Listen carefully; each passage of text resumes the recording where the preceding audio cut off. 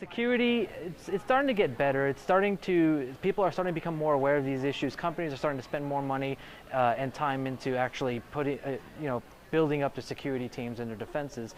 But currently, I think that education still needs to be worked on, right? That's why I'm here. That's why I'm here giving talks on DEF CON. I want to be able to educate people on security issues for things they don't think about. Having conferences like this, like DEF CON, Black Hat, DerbyCon, where people talk about new technologies and the security issues in them, I think that helps a lot to get startups and to get smaller companies to start spending more time and thinking about their security, implementing it into their products. Yeah.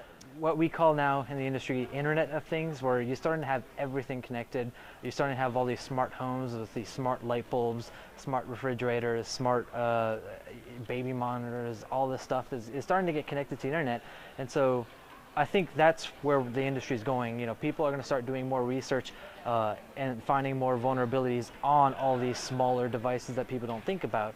You know, for example, a thermostat. You have this smart thermostat, and if a hacker gets to it and can, you know, they're not going to start a house fire, but they could make me end up paying more a month because they set my thermostat to 50 from the internet. Then that's a bad thing. It's just, that's one of many examples where you've got small connected devices that are becoming more prevalent, so we should start looking at making sure they're secure, making sure, you know, they're set up properly so that people can't get into them and cause a nuisance. A lot of people like to say privacy is already dead, right? You have these Internet of Things that require all this information to register and to use. You have Facebook that everyone and their mother's using, literally.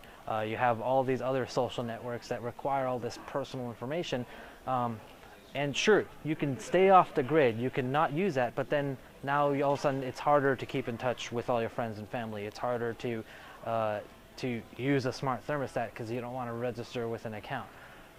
So privacy, it's getting harder and harder to actually just stay private. So some things that I like to do is, yes, I do have a Facebook, but I don't use my full name on it. People do know my full name, but Facebook, you know, at least on the page that it reports my name doesn't have my full name. So that's one thing I do. I don't put everything on Facebook or Twitter. I just put, you know, certain things. I pretty much use it to the extent of keeping up with friends, right?